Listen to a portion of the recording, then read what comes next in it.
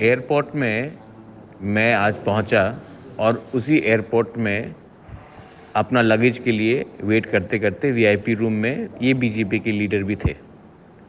उन्होंने नमस्कार बोला, मैंने नमस्कार बोला। एक लीडर ने पूछा कि ये एयरपोर्ट आपके फादर ने बनाया या ग्रैंडफादर ने बनाया? मैंने कहा मेरे ग्रैंडफादर ने बनाया।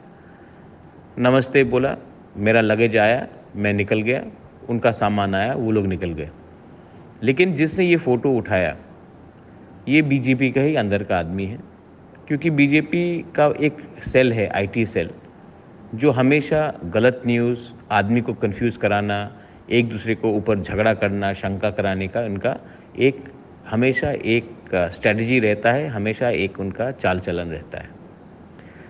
मैं टीएमसी से बहुत लोगों को मिलता हूँ, कभी-कभी एयरपोर्ट में, कभी-कभी खाने के टाइम।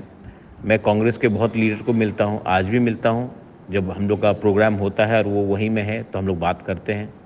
जितेंद्र बाबू, जिसको मैं बहुत इज़्ज़त करता हूँ, मैं उसके घर भी जाता हूँ, उसके संग चाय भी पीता हूँ।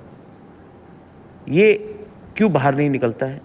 लेकिन जब भी बाय चांस कोई पब्लिक एयरपोर्ट में हो या कहीं में हो, सीएम के संग अगर प्लेन में बैठा हो, तो ये क्यों लीक होता है और हमेशा बीजेपी के संग ही क्यों लीक होता है? क्योंकि बीजेपी खुद ही ये सब चीज़ लीक कराते हैं पब्लिक को कंफ्यूज करने के लिए। मैं आपको क्लियरली बोल रहा हूँ कि इस इलेक्शन में बीजेपी को मुंह तोड़ जवाब टिपरा मौथा देगा। बेलाइनो हम बाय।